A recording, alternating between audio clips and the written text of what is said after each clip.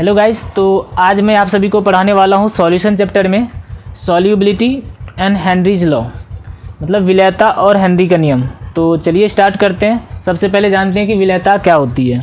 यहाँ पे जैसा कि इसकी हेडिंग लिखी हुई है कि विलेयता यानी कि सॉल्युबिलिटी क्या होती है। तो सॉल्युबिलिटी को डिफाइन ऐसे किया जाता है कि जैसे मान लो कोई एक खास विलायक है, उस विलायक में विलय की कितनी अधिकतम मात्रा घुली हुई है वही उस पदार्थ की क्या कहलाती है, विलेयता कहलाती है। किसी खास विलायक के निश्चित मात्रा में विलय की अधिकतम कितनी मात्रा घुली होती है वही उस पदार्थ की क्या कहलाती है, विलेयता कहलाती है। एक at a fix temperature and pressure पे, किसी दिए गए निश्चित ताप एवं दाब पर किसी खास विलायक में पदार्थ की जो निश्चित मात्रा घुली होती है उसी मात्रा को क्या कहते हैं, उस पदार्थ की विलेयता कहते हैं। तो पहले मैं इसकी यहाँ पे डिफिनेशन लिख देता हूँ कि विलेयता किसी खास विलायक के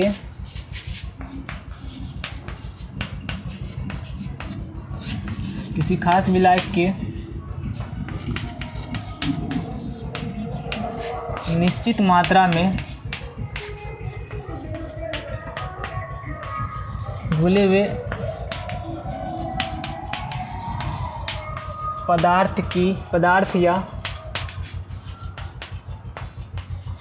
विलय की अधिकतम मात्रा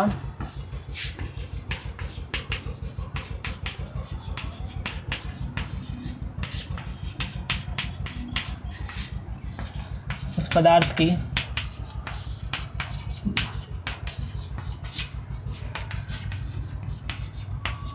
विलेयता कहलाती है।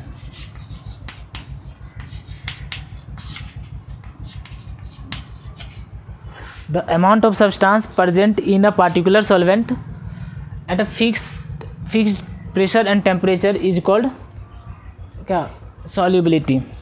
तो the amount of, चलो इसके इंग्लिश में नहीं लिखते हैं, तो क्या किसी खास विलायक के निश्चित मात्रा में घुले हुए पदार्थ या विलय की अधिकतम मात्रा उस पदार्थ की क्या कहलाती है, विलेयता। अब देखो विलेयता को प्रभावित करने वाले कौन कौन से कारक होते हैं, तो यहाँ पे लिख रहे हैं, यानी कि विलेयता किन किन बातों पे निर्भर करती है उसके बारे में बता रहे हैं। तो विलेयता को प्रभावित करने वाले कारक, फैक्टर्स अफेक्टिंग द सॉल्युबिलिटी, विलेयता को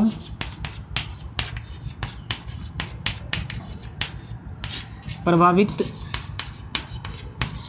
करने वाले कारक, या रहेगा कि विलेयता किन किन बातों पे निर्भर करती है, या विलेयता को प्रभावित करने वाले कारक, फैक्टर्स अफेक्टिंग द सॉल्युबिलिटी।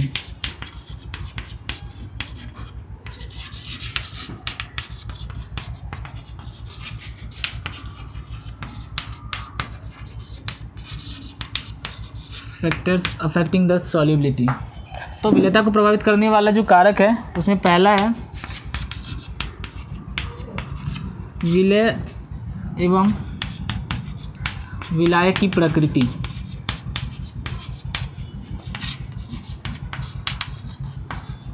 विलेयता इस बात पे निर्भर करती है कि विलय और विलायक कैसा है, विलय और विलायक की प्रकृति कैसी है, उस पर डिपेंड करता है किसी भी पदार्थ की विलेयता। हो सकता है कोई भी पदार्थ क्या होता है, किसी विलायक में बहुत ज़्यादा घुलनशील होती है, कोई क्या होता है थोड़ा कम होता है, तो वो उसके नेचर पे डिपेंड करता है। तो विलय एवं विलायक की प्रकृति, nature of solid and solvent particles. दूसरा टेम्परेचर यानी कि ताप, और तीसरा ताप एवं तीसरा क्या है, दाब। इन चीज़ों पे क्या है, विलेयता क्या करती है, निर्भर करती है। तो याद रखना है कि जो विलेयता को प्रभावित करने वाले कितने कारक है, 3 कारक है, विलय एवं विलायक की प्रकृति, दूसरा है ताप, तीसरा है दाब। ठीक है, फिर उसके बाद क्या है, देखो इसको मेजर किया जाता है। विलेयता को मेजर करने का जो यूनिट है ना, वो ग्राम पर लीटर में या फिर मोल पर लीटर में मेजर किया जाता है विलेयता को। ठीक है, अब इसमें हम लोग सबसे पहले पढ़ेंगे ठोस की द्रव्य विलेयता, फिर पढ़ेंगे गैस की द्रव्य विलेयता, यानी कि कोई भी ठोस द्रव्य में कितनी उसकी विलेयता होती है, मतलब कितने ज़्यादा सॉल्युबल होता है वो जानना है। फिर उसके बाद जानेंगे कि कोई भी गैस किसी द्रव्य में कितने ज़्यादा सॉल्युबल है, कि पहला है कि solubility of solid in liquid, दूसरा पढ़ेंगे solubility of gas in liquid. तो पहला मैं यहाँ पे लिखा रहा हूँ, ठोस की द्रव्य में विलेयता। इसका मात्रक यहाँ पर हम लिख देते हैं कि इसे ग्राम पर लीटर या मोल पर लीटर में मापा जाता है।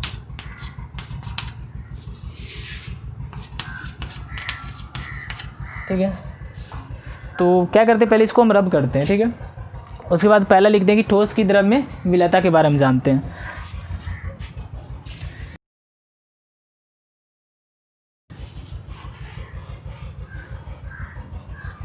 तो पहला है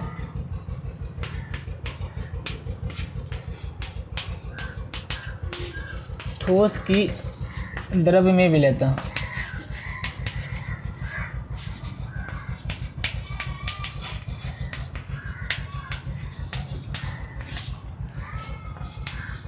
solubility of solid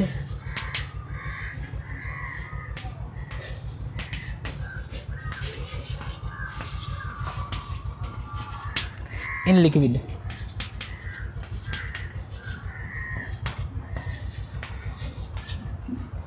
तो ठोस की द्रव में विलेयता जो है ये दो बातों पे निर्भर करती है। तो पहले मैं यहाँ पे लिख दे रहा हूँ कि ये दो कारकों पे निर्भर करता है।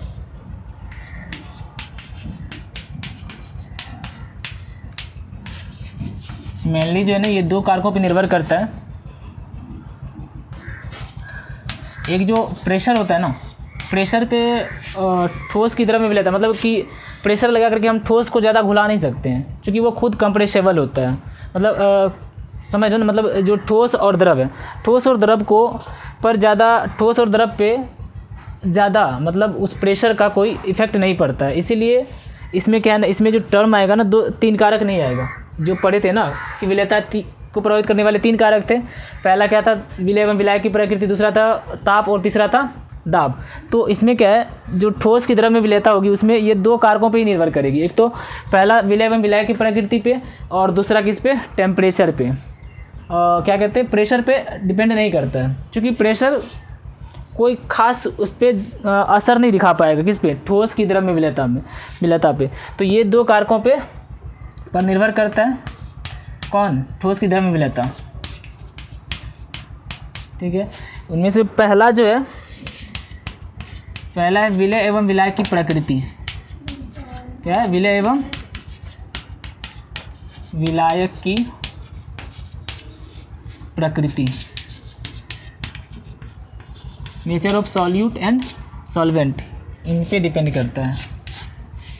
ठीक है, ठोस की द्रव में विलेयता जो है वो डिपेंड करता है कि विलेय और विलायक की क्या प्रकृति कैसी है। हो सकता है कोई भी ठोस किसी विलायक में बहुत ज़्यादा घुलनशील होता है, कोई भी ठोस कम होता है, तो वो उसके नेचर पे डिपेंड करेगा। तो विलेय एवं विलायक की प्रकृति में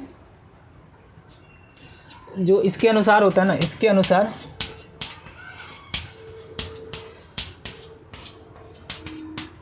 सामान्यतः समान समान को घोलता है। मतलब लाइक डिजॉल्व्स लाइक, समान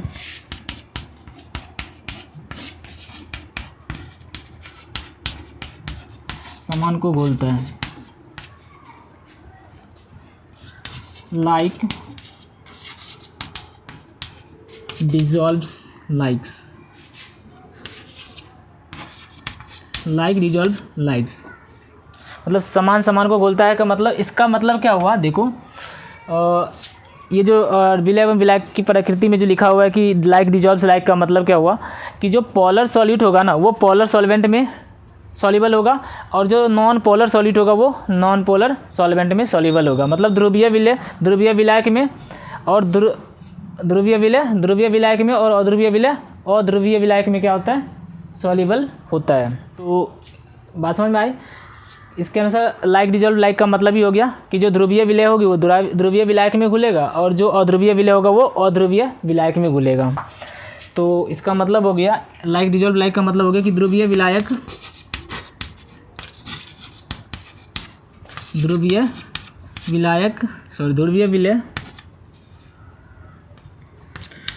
विलायक में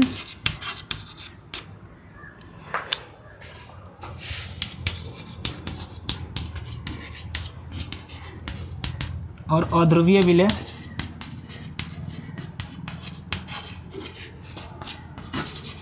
मतलब नॉन पोलर सॉल्यूट जो होगा, अध्रुवीय विलेय अध्रुवीय विलायक में।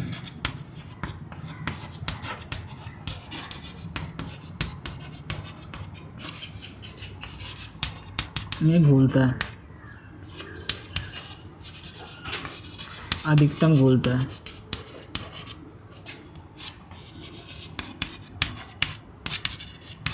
इसका मतलब ये हुआ लाइक डिजॉल्व्स लाइक का मतलब मीन्स अगर एग्जांपल हम लें तो जो पोलर सॉल्यूट होगा, जो ध्रुवीय विलय होगा, ध्रुवीय विलय,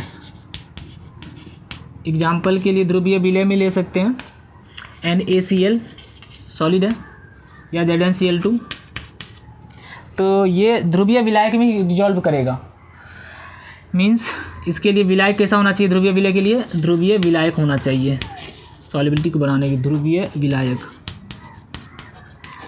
ध्रुवीय विलायक मतलब वाटर H2O। तो ध्रुवीय विलय यानी कि पोलर सॉलिड इसमें ज़्यादा घुलनशील होगा बनिस्पत किसके? अध्रुवीय विलय, अध्रुवीय विलायक में।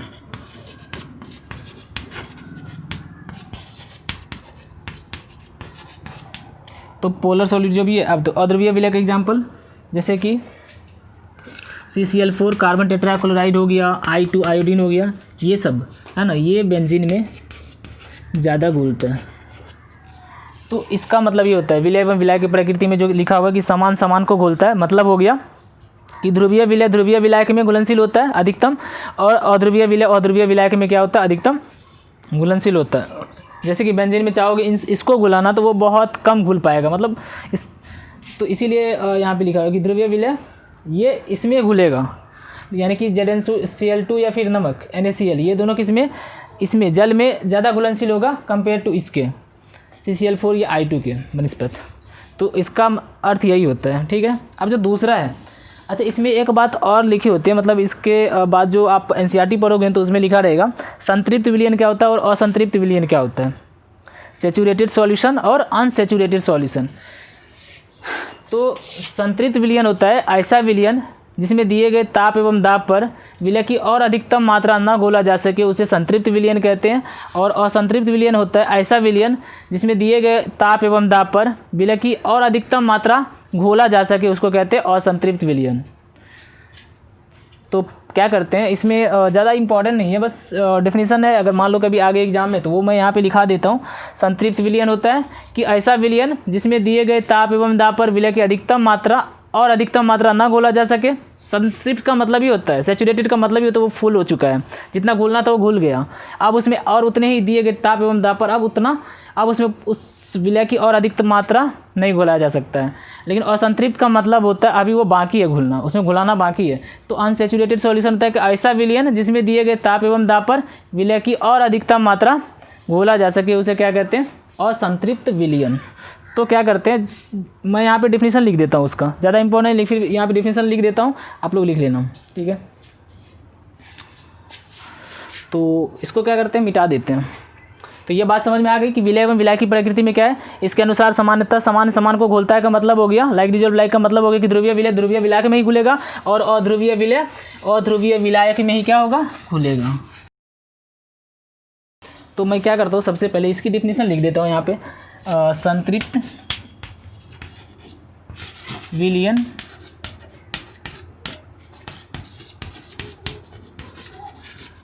Saturated solution.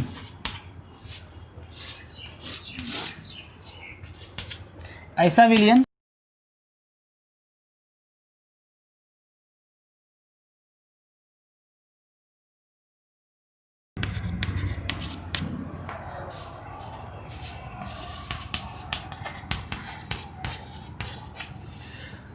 तो ये है संतृप्त और असंतृप्त विलयन, कि ऐसा विलयन जिसमें दिए गए ताप एवं दाब पर विलय की और अधिकतम मात्रा ना घोला जा सके, उसे सैचुरेटेड मतलब संतृप्त विलयन कहते हैं, और जिसमें विलय की और अधिकतम मात्रा घोला जा सके उसे असंतृप्त विलयन कहते हैं, ठीक है। तो इसको मैं मिटा देता हूँ। इसके बाद जो पहला कारक किया था, ठोस की द्रव्य विलयता का जो पहला कारक था वो था विलय एवं विलायक की प्रकृति। दूसरा जो है वो है ताप का प्रभाव। किसका? ताप का प्रभाव। तो यहाँ पे लिख रहे हैं दूसरा ताप का प्रभाव।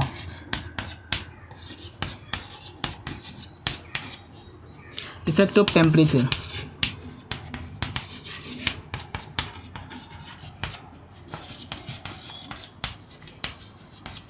तो दूसरा क्या है, ताप का प्रभाव। पहला था विलय एवं विलायक की प्रकृति, ठीक है। तो दूसरे में क्या है, देखो ताप का प्रभाव जो है, प्रभाव इसमें क्या है कि जो ठोस के द्रव में घुलने पर, ठोस का द्रव में घुलने पर दो प्रकार के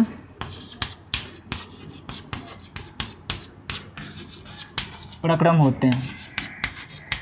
प्रक्रम या प्रक्रिया, प्रोसेस, दो प्रकार के प्रोसेस होते हैं।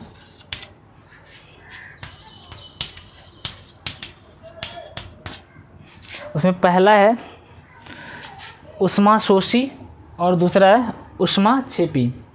तो क्या है, देखो ताप का प्रभाव में ठोस का द्रव में जो घुलने पर, ठोस जो द्रव में जब घुलता है तो उसमें क्या है ना कि दो प्रकार के प्रक्रम होते हैं। एक होता है, पहला होता है जैसे अगर रहेगा कि ऊष्मा, जैसे मान लो ऊष्मा, पहले लेते हैं ऊष्माशोषी, ऊष्माशोषी प्रक्रम या प्रक्रिया, इसको बोलते हैं एक्सोथर्मिक प्रोसेस। अच्छा ऊष्माशोषी है ना, तो इसको बोलते हैं एंडोथर्मिक प्रोसेस, एंडोथर्मिक प्रोसेस। इसमें क्या होता है, जो अधिकांश ठोस होते हैं ना, जो अधिकांश ठोस होते हैं वो द्रव में घुलने पर, अधिकांश ठोस द्रव में घुलने पर ऊष्मा क्या करता है, अवशोषित करता है। ऊष्मा क्या करता है, अवशोषित करता है। तो जब ऊष्मा अवशोषित करेगा, यानी कि वो घुल रहा है और उस ऊष्मा को क्या कर रहा है, वो एब्जॉर्ब कर रहा है। तो जितना ज़्यादा ऊष्मा दोगे उतना ज़्यादा एब्जॉर्ब करके वो अपनी विलायता क्या करेगी, बढ़ाएगी ना। तो क्या होता है, जो पहला ऊष्माशोषी प्रक्रम होता है यानी एंडोथर्मिक प्रोसेस में क्या होता है कि जब हम टेम्परेचर को बढ़ाते हैं, जब टेम्परेचर को बढ़ाया जाता है तो ठोस की जो द्रव में विलायता होती है वो क्या होती है, बढ़ती है। तो यहाँ पे मैं लिख रहा हूँ अधिकांश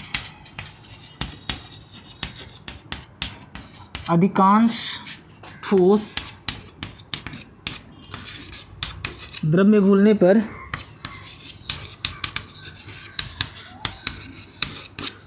घुलने पर ऊष्मा अवशोषित यानी एब्जॉर्ब करता है, अवशोषित करता है। अतः ताप बढ़ाने पर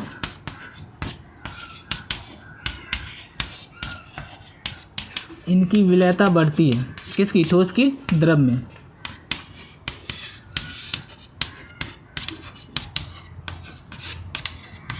बढ़ती है। तो याद रखना है कि जो ऊष्माशोषी अभिक्रिया होती है उसमें क्या होता है कि जो भी ठोस होते हैं ना, द्रव में घुलने पर वो क्या करते हैं, ऊष्मा को अवशोषित करता है। अब ऊष्मा को अवशोषित कर रहा है, घुलने पर ऊष्मा अवशोषित कर रहा है, तो जितना ज़्यादा ऊष्मा बाहर से दोगे उसको और क्या करेगा, वो अवशोषित करेगा और ज़्यादा घुलेगा। तो उसके टेम्परेचर के बढ़ाने से क्या हो रही है, उसकी विलयता क्या हो रही है, बढ़ रही है ना। तो वही लिखा हो कि अधिकांश ठोस द्रव में घुलने पर ऊष्मा अवशोषित करता है, अतः ताप बढ़ाने पर इनकी विलयता क्या होती है, बढ़ती है। मीन्स ऐसे इसको शॉर्ट में ऐसे याद रखना है, अगर प्रोसेस क्या एंडोथर्मिक हो, क्या हो, एंडोथर्मिक हो, एंडोथर्मिक प्रोसेस हो, तो अगर प्रोसेस एंडोथर्मिक हो तो टेम्परेचर को बढ़ाने पर, किसको, टेम्परेचर को बढ़ाने पर, ताप को बढ़ाने पर विलयता क्या होती है, सॉल्युबिलिटी,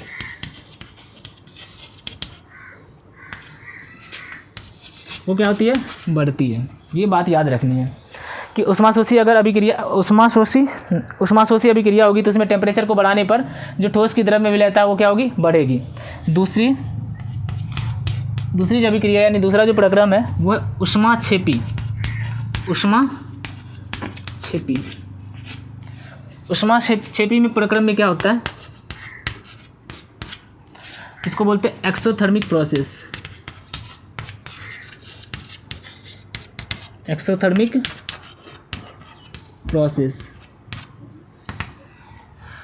तो इसमें क्या होता है, जो कुछ ठोस होते हैं ना, कुछ ठोस द्रव में घुलने पर ऊष्मा को क्या करता है, उत्सर्जित करता है। तो यहाँ पे लिख रहे हैं कि कुछ ठोस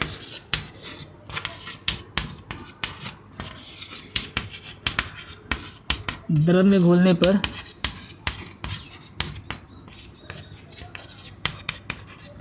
ऊष्मा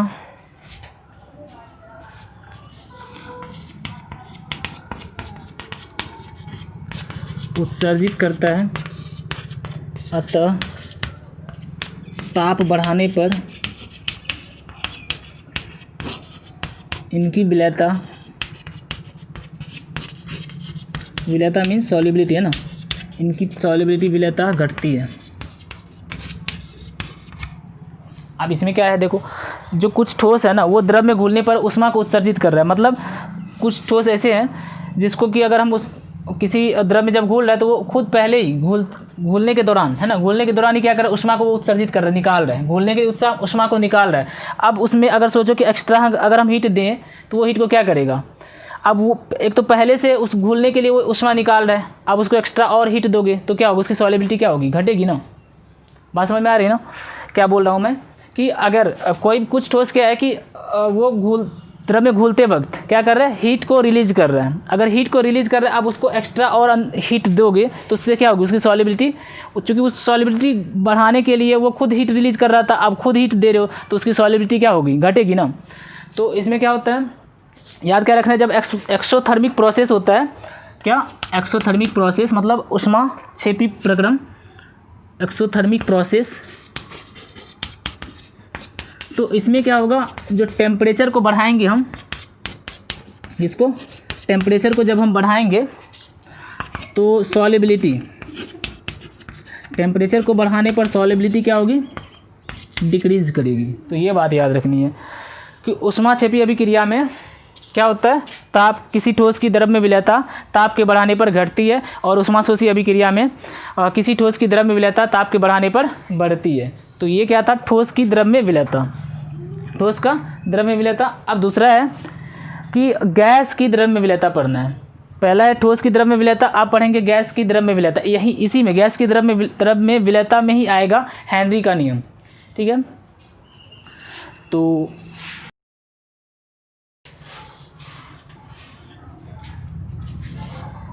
अब ये है दूसरा, जो है पहला था ठोस की द्रव में विलयता, दूसरा है गैस की द्रव में विलयता।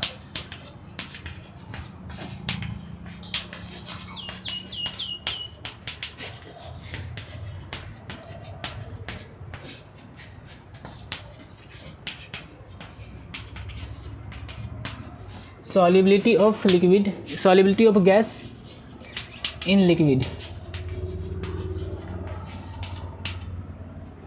तो गैस की द्रव में विलयता जो है ना, ये तीन बातों पे निर्भर करती है, यानी कि ये तीन कारकों पे निर्भर करते हैं।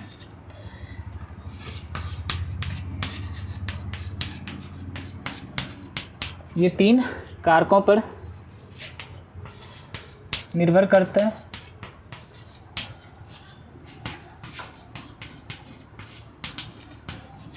गैस की द्रव में विलयता कितने कारकों पर निर्भर करती है, तीन कारकों पर निर्भर करती है। पहला क्या है इसमें, पहला तो वही जो nature of solute and solvent था वही होगा। तो पहला इसमें है विलय एवं विलायक की प्रकृति, विलय एवं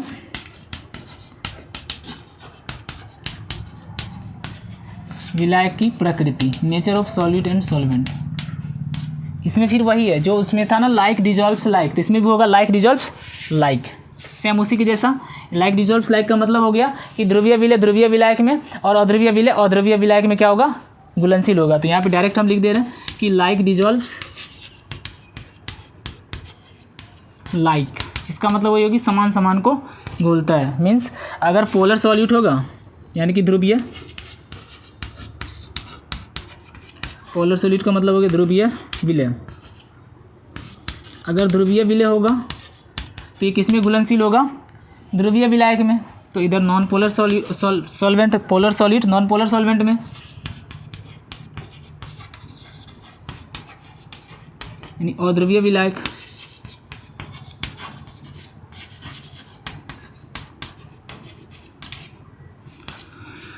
इसका एग्जाम्पल ध्रुवीय पोलर सॉल्यूट का जो एग्जाम्पल है, क्योंकि अभी ये गैस आ गई ना, गैस आ गई है, तो इसमें जो एग्जाम्पल है अमोनिया ले लो।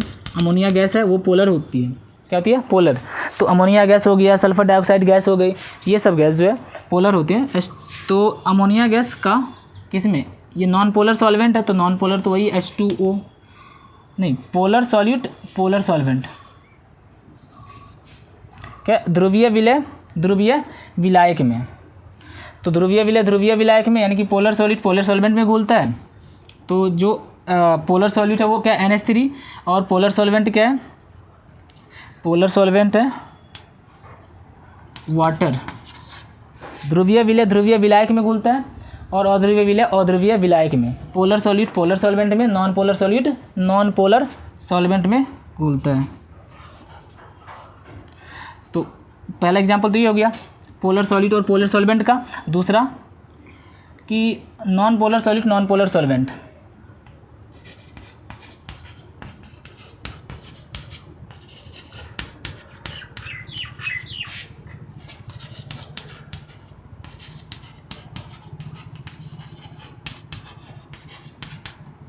यानी कि इसमें क्या होगा, अध्रुवीय विलय अध्रुवीय विलय अध्रुवीय विलायक में।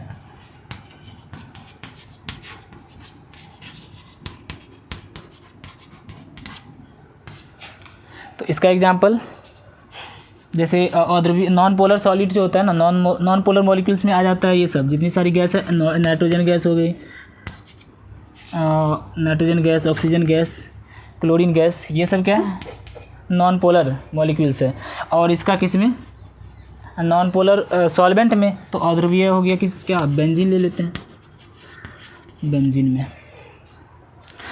तो ये गैस है, ये क्या है लिक्विड है। तो ये पहला यही है, पहला जो कारक है विलय एवं विलायक की प्रकृति। दूसरा फैक्टर्स है वो है टेम्परेचर का, क्या टेम्परेचर का। तो यहाँ पे हम लिख रहे हैं ताप का प्रभाव, इफेक्ट ऑफ टेम्परेचर। जैसे उसमें था ना ठोस की द्रव्य में विलयता में जैसे था ना, समान को घुलता है विलय में विलायक की प्रकृति में, वैसे इसमें भी है कि ध्रुवीय विलय ध्रुवीय विलायक में घुलेगा और अध्रुवीय विलय अध्रुवीय विलायक में घुलेगा। तो ताप का प्रभाव यानी इफेक्ट ऑफ टेम्परेचर।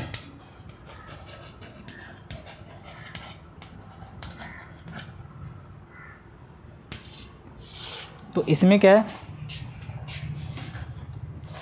अब देखो इसमें क्या होता है, 99% गैस जो होती है ना, 99% जो गैस होती है ना, वो क्या होता है, वो द्रव में घुलने पर ऊष्मा उत्सर्जित करता है। क्या करता है, ऊष्मा उत्सर्जित करता है। तो 99% गैस समझ लो क्या, ऊष्माक्षेपी प्रोसेस, मतलब ऊष्माक्षेपी अभिक्रिया। यानी कि इसमें क्या होता है कि इसमें टेम्परेचर, गैस की द्रव में विलयता में टेम्परेचर के बढ़ाने पर क्या होता है, उसकी विलयता क्या होती है, घटती है। क्योंकि अधिकांश, यहाँ पर हम लिख दे रहे हैं कि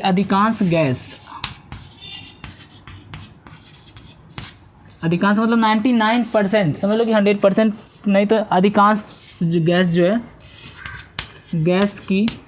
गैस द्रव में घुलने पर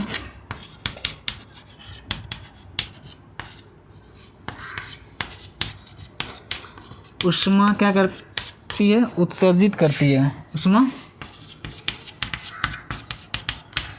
उत्सर्जित करती है। अतः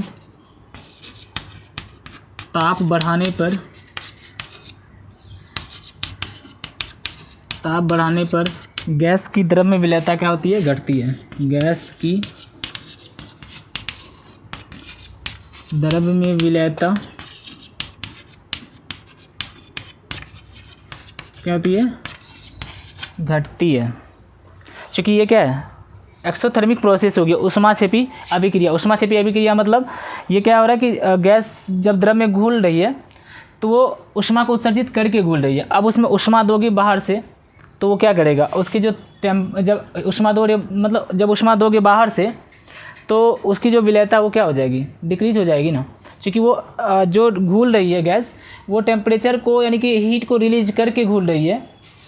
इसमें लिखा हुआ देखो, इसमें क्या, अधिकांश गैस द्रव में घुलने पर ऊष्मा क्या करती है, उत्सर्जित करती है। अतः ताप बढ़ाने पर गैस की द्रव में विलयता क्या होती है, घटती है। मीन्स ये एक्सोथर्मिक प्रोसेस होता है, ऊष्माक्षेपी अभिक्रिया। तो ऊष्माक्षेपी अभिक्रिया है ये। तो याद क्या रखना है कि टेम्परेचर के बढ़ाने पर जो गैस की द्रव में विलयता है, सॉल्युबिलिटी, गैस की द्रव में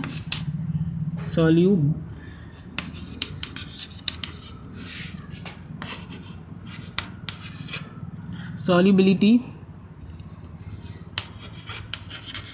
ऑफ गैस इन लिक्विड, वो क्या होता है, इंक्रीज करता है,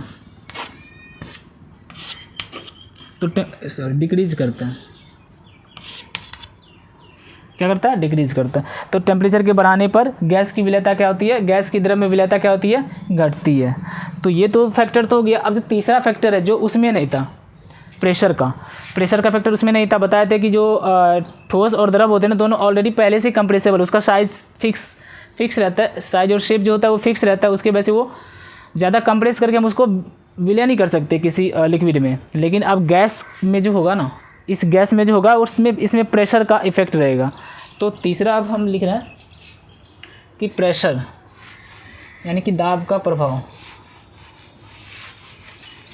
यहीं से आएगा हेनरी का नियम। तो याद रखना है कि उस ठोस की द्रव्य विलेयता में दो केस आया था, एक ऊष्माशोषी एक ऊष्माक्षेपी। ऊष्माशोषी में क्या था कि ताप के बढ़ाने पर क्या हो रहा था, ठोस की द्रव्य विलेयता बढ़ रही थी और ऊष्माक्षेपी में घट रही थी, और गैस में क्या होता है, ताप के बढ़ाने पर विलेयता घटती है गैस की द्रव्य में। अब जो तीसरा फैक्टर्स है वो है दाब का प्रभाव,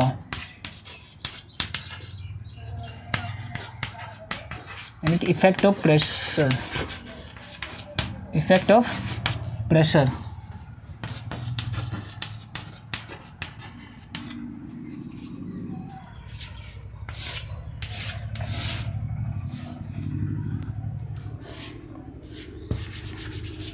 तो इसमें क्या है, देखो क्या होता है दाब का प्रभाव में, इसमें क्या होता है कि अगर हम किसी गैस को द्रव में घुलाते हैं तो उसमें क्या करोगे, उसमें क्या किया जाता है, जितना ज़्यादा प्रेशर ऊपर से गैस किसी विलियन या किसी लिक्विड के सरफेस पर जितना ज़्यादा प्रेशर डालोगे ना ऊपर से, यानी कि जितना ज़्यादा दाब लगाओगे उतना ज़्यादा उस गैस की विलेयता, मतलब उस गैस की विलेयता क्या होती है, बढ़ती है। तो याद क्या रखना है इसमें, तो इसमें याद क्या रखना है कि जब द्रव की सतह पर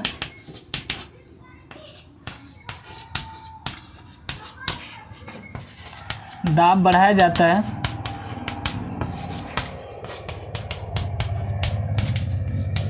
तो गैस के आयतन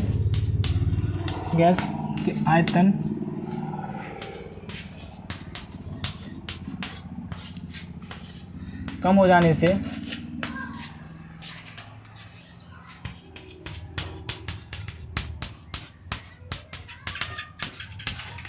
द्रव के सतह से टकराने वाले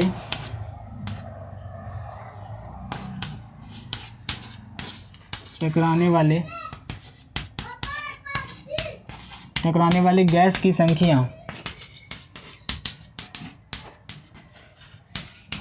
क्या होती है, बढ़ जाती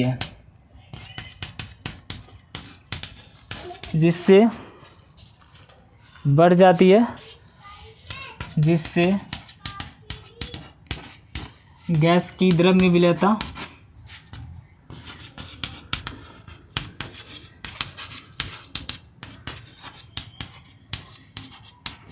तभी बढ़ती है, गैस की द्रव्य विलेयता बढ़ जाती है।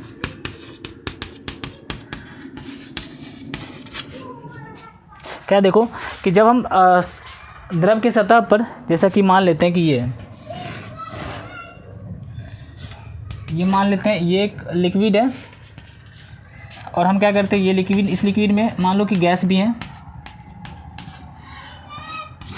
तो बोला जाता है कि देखो लिखा हुआ क्या है कि जब द्रव की सतह पर दाब बढ़ाया जाता है तो गैस के आयतन कम हो जाते हैं। मतलब चूँकि गैस के जो साइज़ होते हैं ना, शेप, वो तो फिक्स नहीं होते ना, तो उसके आयतन के कम हो जाने से द्रव की सतह से टकराने वाली गैस की संख्या क्या होती है, बढ़ जाती है, जैसे उसकी विलेयता क्या होती है, बढ़ जाती है।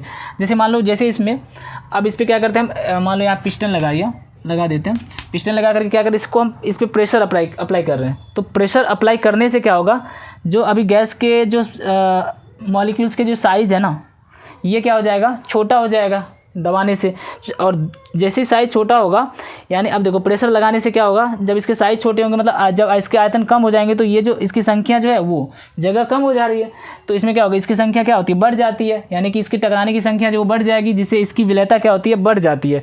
मीन्स क्या होता है कि यहाँ पे जैसे इस पर प्रेशर अप्लाई करोगे तो कुछ इस टाइप से हो जाएगा, यानी कि इस जल में इसकी संख्या क्या होती है, बढ़ जाती है, किसकी, गैस के कणों की संख्या, या गैस के जो भी गैस के मॉलिक्यूल्स की संख्या जो है।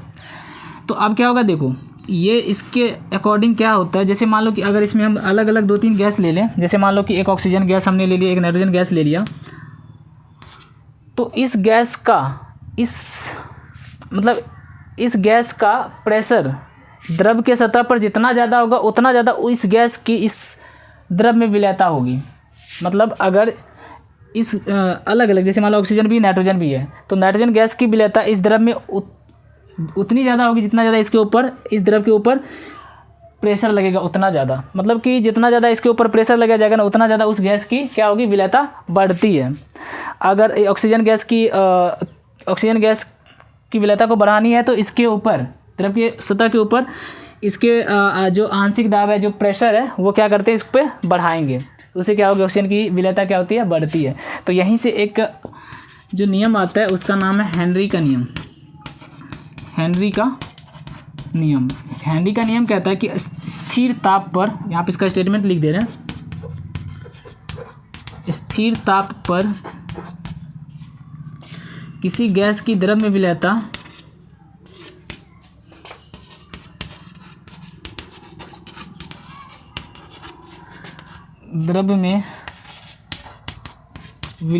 विलयता उस द्रव के सतह पर लगाए गए आंशिक दाब के समानुपाती होता है।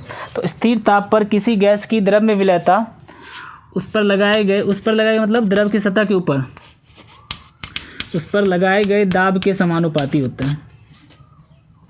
उस पर लगाए गए आंशिक दाब, चूँकि अलग अलग अगर गैस होंगे तो उसके वजह से अलग अलग प्रेशर भी तो होंगे, तो आंशिक दाब के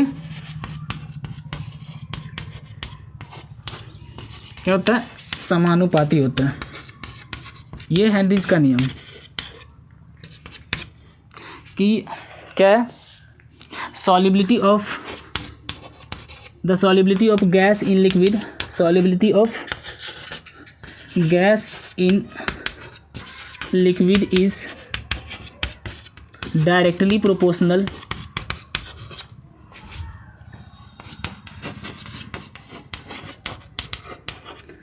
to the partial pressure of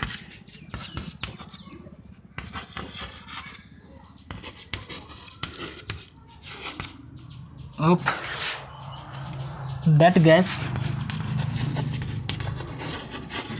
above the liquid surface, above the liquid surface। यह हेनरीज का नियम। हेनरी का नियम कहता है कि स्थिर ताप पर किसी गैस की जो द्रव में विलयता होगी वो उस द्रव के सतह पर लगाए गए दाब के क्या होती है, समानुपाती होती है। तो ये है हेनरी का नियम। स्थिर ताप पर किसी गैस की जितना ज़्यादा ऊपर से इसकी प्रेशर डालोगे ना, उतना ज़्यादा उस गैस की विलयता क्या होगी, बढ़ेगी। वही कह रहा है कि स्थिर ताप पर किसी गैस की द्रव में विलयता जो होती है वो लगाए उस पर, मतलब द्रव की सतह पर लगाए गए आंशिक दाब के क्या होता है, समानुपाती होता है, कि समानुपाती होता है। तो ये है किसका नियम, हेनरी का नियम। ठीक है। अब क्या देखो इसमें क्या किया गया है, मतलब यहाँ पे कह रहा है कि जो partial pressure of the gas होता है ना, वो डायरेक्टली प्रोपोर्शनल होता है किसके, solubility of gas in liquid, किसी गैस की द्रव में विलयता, वो समानुपाती होता है क्या, उस पर लगाए गए आंशिक दाब के। तो अब क्या किया गया कि अगर विलियन में मान लिया जाता है कि अगर किसी विलियन में किसी गैस की विलयता को अगर मोल अंश के रूप में अगर माप लिया जाता है, किसके रूप में, मोल अंश के रूप में, अगर किसी गैस की विलयता को किसी विलियन में उसके मोल अंश के रूप में मापा जाता है, तब उसका जो स्टेटमेंट है वो कुछ इस तरीका से है। पहला तो यही स्टेटमेंट, यही है हेनरी का नियम का, कि स्थिर ताप पर किसी गैस की द्रव्य विलेयता जो होती है उस पर लगाए गए आंशिक दाब या दाब के क्या होता है, समानुपाती होता है। लेकिन यदि विलयन में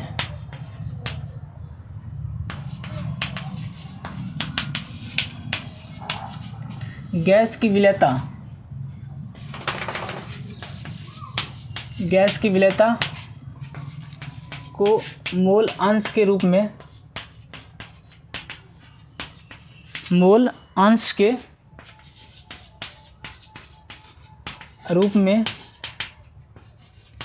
लिया जाता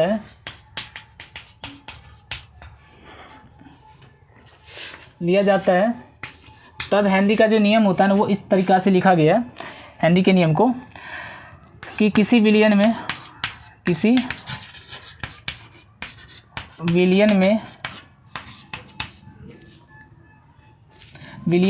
गैस का मोल अंश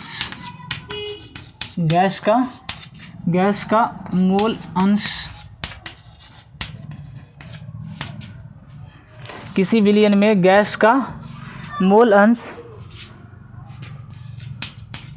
उस विलयन पर उपस्थित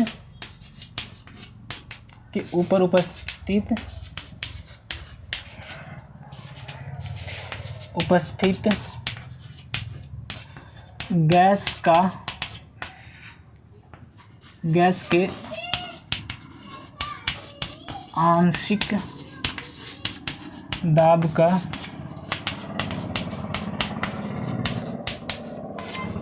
समानुपाती होता है।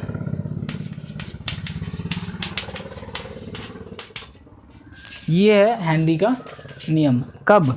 जब उस गैस की विलेयता को अगर हम मोल अंश के रूप में माप लेंगे, मतलब माप लिया जाता है, जब मापा जाता है कि उसको हम मोल अंश के रूप में लेंगे किसकी, गैस की विलेयता को, तब जो इसका जो स्टेटमेंट है हेनरी के नियम का वो क्या है, किसी विलयन में गैस का मोल अंश उस विलयन के ऊपर जो उपस्थित गैस का प्रेशर होगा, जो पार्शियल प्रेशर होगा वो समानुपाती होगा किसके, उसके मोल अंश के। मतलब यहाँ पे बता रहा है कि जो गैस का जो प्रेशर होगा ना, pressure of gas above the liquid surface, partial pressure है ये ना, अबव द लिक्विड सरफेस के ऊपर,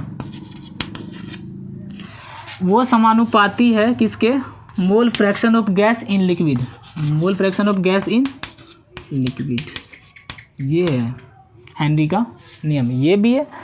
तो हेनरी का नियम अगर एग्जाम में आए तो आप यही लिखना, ठीक है। अब इससे फॉर्मूला बन रहा है कि जो कह रहा है कि अगर हम उसी गैस की विलेयता को अगर हम मोल अंश के रूप में लेंगे ना, तो उसका जो मोल अंश होता है गैस का जो मोल अंश होता है ना, वो उस विलयन के ऊपर लगाए गए आंशिक दाब के क्या होता है, समानुपाती होता है। तो देखो इसके आंशिक दाब के क्या मोल अंश समानुपाती है, तो यहाँ से क्या होगा, समानुपाती का साइन हटेगा और यहाँ पे एक कांस्टेंट आता है जिसका नाम है KH इंटू एक्स, और इसी कांस्टेंट को बोलते हैं हेनरी कांस्टेंट। क्या बोलते हैं, हेनरी कांस्टेंट,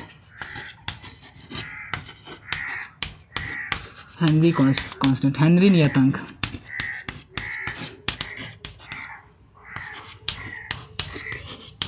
तो ये क्या है, हेनरी नियतांक, ठीक है।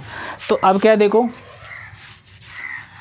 तो हेनरी का नियम क्या कहता है कि किसी गैस की द्रव्य विलेयता है ना, किसी गैस का, यानी कि ऐसे भी बोल सकते हैं, किसी गैस का जो मोल अंश है, यानी किसी गैस का जो मोल फ्रैक्शन होगा वो उतना ज़्यादा होगा जितना ज़्यादा उसके ऊपर पार्शियल प्रेशर लगेगा, किसके, विलयन के ऊपर। तो यहाँ से अगर हम KH की वैल्यू निकालना चाहें या X की वैल्यू निकालना चाहें तो क्या होगा, X इक्वल टू क्या होगा, P अपॉन KH। यहाँ से क्या दिख रहा है, अगर KH की वैल्यू बढ़ेगी तो यहाँ पे X मतलब जो गैस की सॉल्युबिलिटी है वो क्या होगी, मोल फ्रैक्शन समझ लो। तो मोल फ्रैक्शन ऑफ गैस क्या होगा, घटेगा। मोल फ्रैक्शन ऑफ गैस यानी कि मोल के फ्रैक्शन का, अगर मोल का फ्रैक्शन अगर घटेगा किसी भी गैस का, तो इसका मतलब है कि उसकी सॉल्युबिलिटी क्या होगी, वो भी तो घटेगी। तो सॉल्युबिलिटी यानी विलेयता क्या होगी, घटेगी। यानी कि KH के बढ़ने से मोल फ्रैक्शन क्या होता है, ऑफ गैस का मोल अंश घटता है। गैस का मोल अंश घटने का मतलब हो गया कि उसकी विलेयता क्या होती है, घटती है। तो अगर इसमें ये रिलेशन अगर पूछे कि मतलब पार्शियल प्रेशर और मोल फ्रैक्शन में कैसा रिलेशन है इससे, तो इसको हम ऐसे ग्राफ्स के थ्रू प्लॉट कर सकते हैं कि क्या दिख रहा है कि जो पार्शियल प्रेशर और मोल फ्रैक्शन है वो डायरेक्टली क्या कह रहा है, डायरेक्टली प्रोपोर्शनल है। मतलब क्या है, इसका जो रिलेशन होगा वो सीधा होगा ना, मीन्स इसका जो कर्व बनेगा वो ऐसा ही। अगर इसको हम ले लें मोल फ्रैक्शन, इधर ले लेते हैं अगर मोल फ्रैक्शन यानी कि x, और इधर अगर हम ले लेते हैं पार्शियल प्रेशर, तो यहाँ पे जो रिलेशन होगा ना पार्शियल प्रेशर और मोल फ्रैक्शन के बीच वो कुछ ऐसा हो जाएगा, स्ट्रेट लाइन, सीधी रेखा। अब देखो अगर सीधी रेखा ये पार्शियल प्रेशर ये है मोल फ्रैक्शन, तो इसकी जो स्लोप होगी, यानी कि ढाल, स्लोप किसके बराबर होता है, टेन थीटा के। स्लोप किसके बराबर होता है, टेन थीटा के। और टेन थीटा बराबर क्या होता है, change in Y upon change in X. तो चेंज इन वाई मतलब पार्शियल प्रेशर ऊपर में, इधर पी है, change in Y with respect to X, मतलब वाई अपॉन एक्स। वाई में क्या है, पार्स प्रेशर है, और एक्स एक्सिस में क्या है, मोल फ्रैक्शन है, और पी अपॉन एक्स, इसी को क्या कहते हैं, पी अपॉन एक्स को ही क्या कहते हैं, के एच कहते हैं। तो ये ठीक है। तो यहाँ से एक बात समझ में आए कि हेनरी का नियम ये कहता है कि किसी भी गैस की जो विलेयता होगी ना, वो उतनी ज़्यादा इंक्रीज करेगी जितना ज़्यादा उस गैस उस विलियन के यानी उस लिक्विड के सरफेस पर प्रेशर लगेगा, उतना ज़्यादा उसके क्या होगी, उसकी विलेयता बढ़ेगी। तो याद रखना है कि प्रेशर के बढ़ाने से गैस की विलेयता क्या होती है, बढ़ती है। तो यही है हेनरी का नियम। अब इसमें क्या है, देखो आप इसको ऐसे भी समझ सकते हो हेनरी के नियम में कि अच्छा के एच का मात्रक अगर निकालना चाहे, अब इसमें देखो के एच का मात्रक क्या होता है ये भी देख लो। ऑब्जेक्टिव में आता है कि के एच का मात्रक,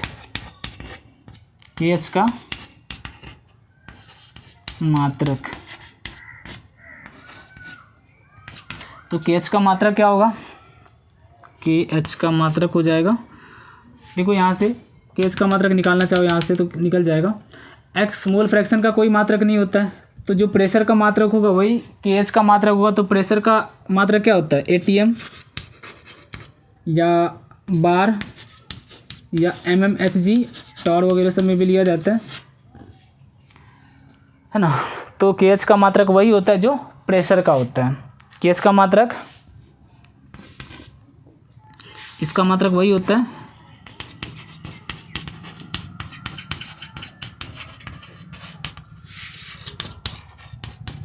जो किसका मात्रक होता है, दाब का मात्रक होता है।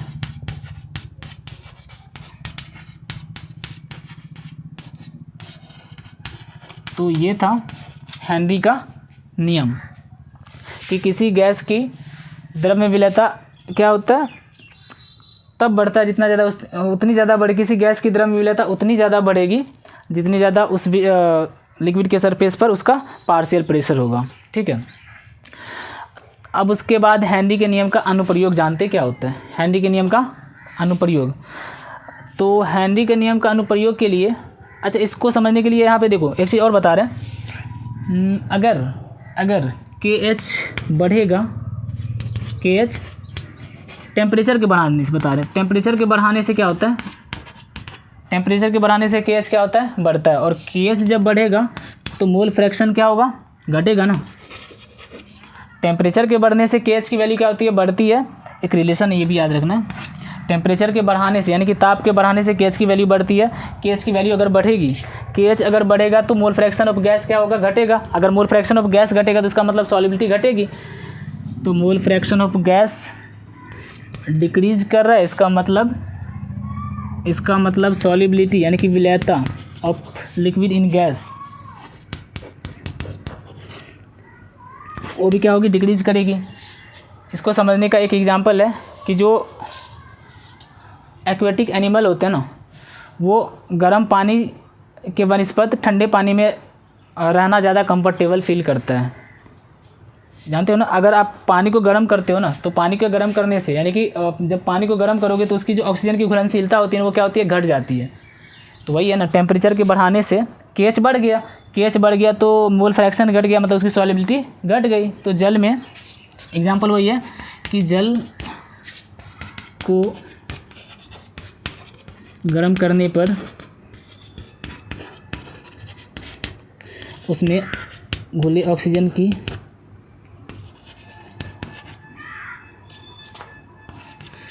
O2 की विलेयता का कम होना।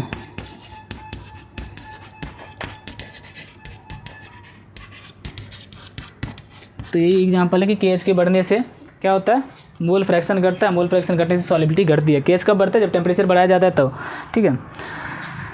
तो ये था। अब इसके बाद हम क्या करते हैं, इसका एप्लीकेशन जानते हैं, हेनरी के नियम का अनुप्रयोग क्या होता है, ठीक है।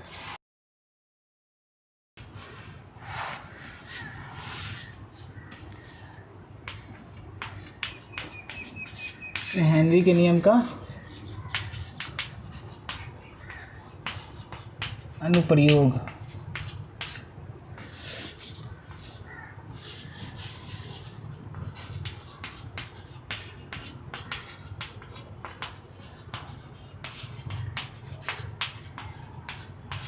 Applications of Henry's law.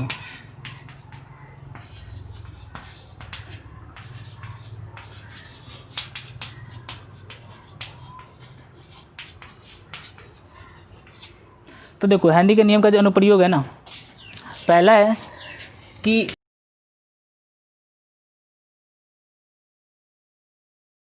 जो सोडा वाटर होता है ना या कोल्ड ड्रिंक, पहला क्या है, जो सोडा वाटर होता है ना कोल्ड ड्रिंक, उसमें क्या किया जाता है, कार्बन डाइऑक्साइड गैस को हाई प्रेशर पे क्या किया जाता है, उसको घुलाया जाता है। किसमें, कोल्ड ड्रिंक में या सोडा वाटर में कार्बन डाइऑक्साइड गैस को हाई प्रेशर पे क्या किया जाता है, उसको बंद किया जाता है, उसकी सॉल्युबिलिटी को बढ़ाई जाती है।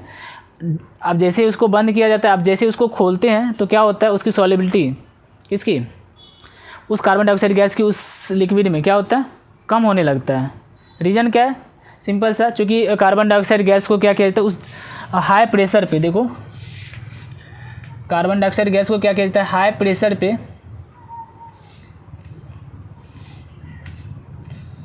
कार्बन डाइऑक्साइड गैस को क्या किया जाता है, हाई प्रेशर पे इसमें क्या किया जाता है, बंद किया जाता है CO2 गैस को उच्च दाब पर। किस पे, उच्च दाब पर इसको किया जाता है बंद, जिसके वजह से अब जैसे इसके ढक्कन को खोलोगे तो क्या होगा, अब उच्च दाब का मतलब हो गया कि 1 atm जो होता है ना, जो एटमॉस्फेरिक नॉर्मल जो एटमॉस्फेरिक प्रेशर होता है वो 1 atm होता है। अब उससे कुछ ज़्यादा ही वाष्प मतलब यहाँ पे दाब होगा ना, 3 atm 4 atm पे इसको क्या किया गया, पैक किया गया होगा CO2, मतलब इस बॉटल को, उसमें CO2 गैस को घुलाने के लिए हाई प्रेशर पे। अब उसके बाद अगर इसके ढक्कन को खोला जाता है, इस बॉटल के ढक्कन को खोला जाता है तो क्या होता है, जैसे इसको खोलोगे तो यहाँ से क्या होता है, जो CO2 गैस है वो क्या कर जाता है, फिजिक्स मतलब निकलने लगता है, किसके साथ, उसके झाग के साथ। तो यहाँ पे चूँकि यहाँ पे क्या हो जाता है, जैसे इसके ढक्कन को खोला जाता है तो ये 1 atm प्रेशर अब हाई प्रेशर से अचानक से क्या आ गया, लो प्रेशर में आ गया ना, तो जितनी भी CO2 गैस की विलेयता थी उसमें वो क्या हो जाती है, कम होने लगती है। तो पहला यही है अनुप्रयोग कि क्या किया जाता है, CO2 गैस को हाई प्रेशर पे बॉटल में, कोल्ड ड्रिंक या फिर सोडा वाटर में क्या किया जाता है, पैक किया जाता है। दूसरा है इसका कि एनोक्सिया डिजीज़। एनोक्सिया डिजीज़ का मतलब, एनोक्सिया रोग जो है ना वो होता है कुछ मतलब मेंटल कन्फ्यूजन टाइप का जो परेशानी होती है ना वो होने लगता है। वो कहाँ पे होता है, तो मतलब ऊंचाइयों पे रहने वाले लोगों में होता है ऐसा। पहाड़ों पे रहने वाले लोगों में क्या होता है कि ऊपर जैसे जाओगे ना, कि पहाड़ों पे रहने वाले लोगों में इस पर क्या होता है, जैसे कि अधिक ऊंचाई पे रहने वाले लोगों में क्या होता है कि चूँकि जैसे अधिक ऊंचाई पे जाओगे तो वहाँ पे प्रेशर क्या हो जाता है, दाब कम हो जाता है। जब दाब कम हो जाएगा तो जो गैस में जो ब्लड है, ब्लड में गैस की विलेयता होगी वो क्या हो जाती है, कम हो जाती है। चूँकि दाब के बढ़ने से गैस की विलेयता बढ़ती है। अब ऊपर जाने पर क्या होता है, दाब यानी कि जो एटमॉस्फेरिक प्रेशर है ना वो क्या हो जाता है, कम हो जाता है ऊपर जाने पर। तो अधिक ऊंचाई पे जाने पे प्रेशर कम होगा। जब प्रेशर कम होगा तो जो ऑक्सीजन की ब्लड में विलेयता है वो क्या हो जाएगी, घट जाएगी, सॉल्युबिलिटी घट जाएगी। अब उसकी ऑक्सीजन की सॉल्युबिलिटी अगर घट जाती है तो क्या होता है, चूँकि ब्लड में पूरा मतलब ऑक्सीजन है नहीं, क्या होता है कि ब्लड में कुछ % ऑक्सीजन के घटने की वजह से क्या हो जाता है, उस ऑक्सीजन की सॉल्युबिलिटी घटने की वजह से क्या होता है, जो प्रॉपर मात्रा में जो माइंड को ऑक्सीजन चाहिए होता है वो नहीं मिल पाता है, जिसकी वजह से क्या होता है आदमी का जो माइंड है वो क्या होता है थोड़ा डिस्टर्ब होने लगता है, मतलब मेंटल कन्फ्यूजन होने लगता है, टायर्डनेस वगैरह सब होने लगता है। तो उस टाइप की जो परेशानी है ना, इस टाइप का जो रोग है इसी को बोलते हैं एनोक्सिया रोग। तो क्या होता है एनोक्सिया डिजीज़, ये कहाँ पे होता है, अधिक ऊंचाई पे रहने वाले लोगों में ऐसा कुछ होता है। मेंटल कन्फ्यूजन होने लगता है, क्योंकि बाहर ऊपर जाने पे दाब कम हो जाता है, दाब के कम हो जाने से क्या हो जाता है कि ब्लड में जो ऑक्सीजन गैस की विलेयता होती है वो कम हो जाती है, जिसकी वजह से उसके माइंड को प्रॉपर मात्रा में ऑक्सीजन नहीं मिल पाता है, यानी कि पूरे बॉडी को प्रॉपर मात्रा में ऑक्सीजन नहीं मिल पाता है, जिसकी वजह से क्या होता है उसका मतलब इस टाइप की रोग होती है, इस टाइप का जो है रोग होने लगता है, बीमारी होने लगती है एनोक्सिया, मेंटल कन्फ्यूजन वगैरह सब होने लगता है। तीसरा है, जो तीसरा होता है ना, तीसरे में क्या होता है कि जो समुद्री गोताखोर सब होते हैं वो, यानी कि सी डाइवर्स, वो क्या करते हैं सिलेंडर में ऑक्सीजन गैस के साथ क्या किया जाता है हीलियम को, है ना, उसमें डाल करके ले जाता है हीलियम को। ऐसा क्यों? क्योंकि देखो होता क्या है, हीलियम को ले जाने से क्या होता है, अगर हीलियम नहीं ले जाता तो क्या होता, अगर हीलियम लेके जा रहा है तो क्यों ले जा रहा है, तो होता क्या है जैसे सिलेंडर में अगर गोताखोर, जैसे देखो अगर मान लो उसको लेकर के नहीं जाता हीलियम को तो क्या होता, तो जैसे ही गोताखोर अगर वो नीचे जाता समुद्र में, तो जैसे से नीचे समुद्र की गहराई, मतलब जैसे से नीचे जाओगे, ऐसा होता है कि जैसे जैसे गोताखोर नीचे जाएगा समुद्र में तो क्या होता है, नीचे जाने पर दाब क्या होता है, बढ़ता है। समुद्र में नीचे जाने पर दाब क्या होता है, बढ़ता है। जैसे ये गोताखोर है तो ये समुद्र में नीचे जा रहा है, जैसे जैसे नीचे जाएगा तो नीचे जाने से क्या होता है, दाब बढ़ता है। ये फार्मूला होता है ना, P=ρgh, हाइट के बढ़ने से दाब भी बढ़ता है। जैसे जैसे गहराई ना नीचे जाने पर क्या होता है, दाब बढ़ता है। तो दाब के बढ़ने से इसके ब्लड में गैस की विलेयता क्या हो जाएगी, बढ़ जाएगी ना, और जितने ज़्यादा नीचे जाओगे उतने ज़्यादा बहुत ज़्यादा प्रेशर बढ़ेगा, बहुत ज़्यादा प्रेशर के बढ़ने से क्या होगा, गैस की विलेयता जो ना और ज़्यादा अधिक मतलब उसमें गैस की विलेयता होने लगेगी ना, मतलब ऑक्सीजन गैस घुलने लगेगी ना, किस में, ब्लड में, ऑक्सीजन और नाइट्रोजन। अब ज़्यादा भी नहीं चाहिए ना, मतलब ज़्यादा, अभी यहाँ पे क्या था कम हो रहा था, यहाँ पे क्या हो रहा है बहुत ज़्यादा हो रहा है, मतलब गैस की विलेयता बहुत ज़्यादा हो रही है। तो यहाँ पे क्या होगा, अब जैसे अब नीचे तो गया तो ठीक है, अभी यही वाला हाल है कि अधिक ऊंचाई पे क्या हो गया, इसमें कार्बन डाइऑक्साइड घुल गई है। तो सेम यहाँ पे भी क्या है, अधिक गहराई में इसके ब्लड में ऑक्सीजन गैस क्या है, घुल गई है। लेकिन जैसे अब ये निकलेगा समुद्र के बाहर तो क्या होगा, तो अब वही वाला हाल होगा ना, जैसे यहाँ से क्या होता है, इस ढक्कन को खोलते हो तो CO2 गैस निकलता है ना ऐसे झाग के साथ, वैसे यहाँ पे भी तो होगा। जैसे ऊपर आएगा ये, तो ऊपर आने पे क्या होगा, इसके जो चूँकि 180 प्रेशर बहुत कम हो जाएगा, ऊपर आने पर प्रेशर कम होगा तो वो जो ऑक्सीजन गैस जो घुली हुई है उसमें वो निकलना चाहेगा ना वैसे ही।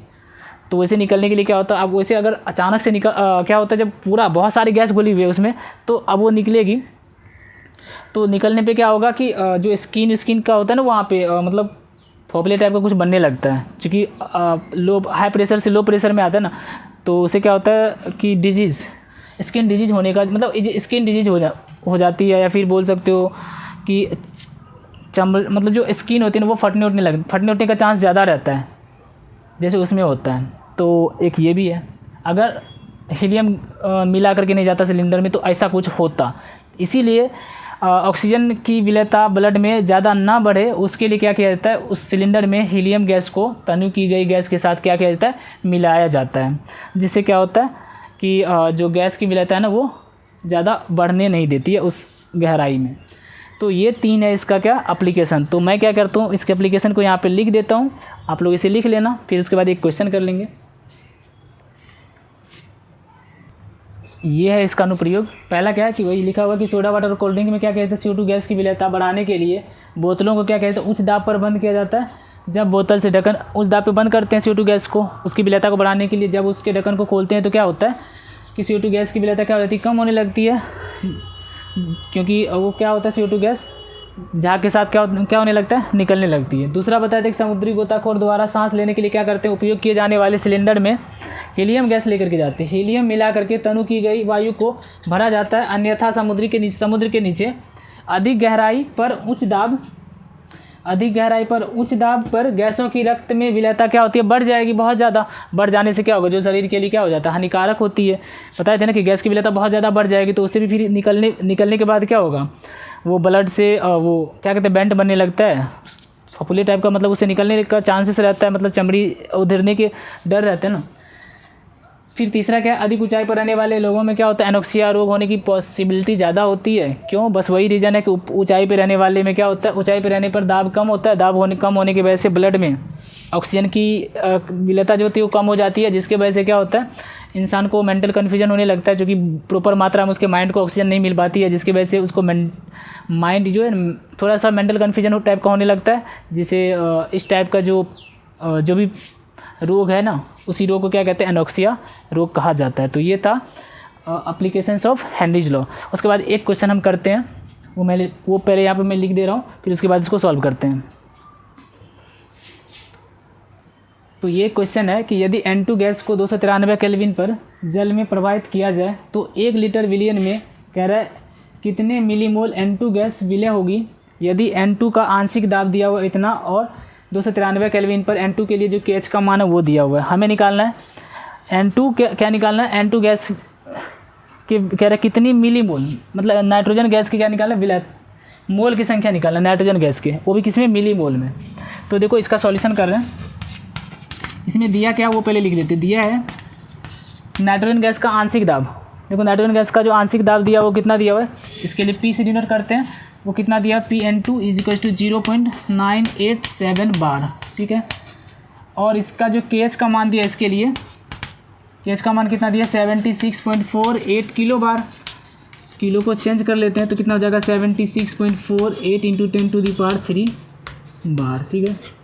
अच्छा, जैसा कि देखो हेनरी का नियम क्या कहता है कि किसी गैस की जो द्रव में विलेयता होती है, किसी जलीय विलयन में किसी गैस की द्रव में विलेयता उसके मोल अंश के क्या होता है, समानुपाती होता है। यानी कि फॉर्मूला पढ़ाए थे कि जो आंशिक दाब होता है वो समानुपाती होता है। तो यहाँ से आता था KH × X, X मतलब मोल अंश।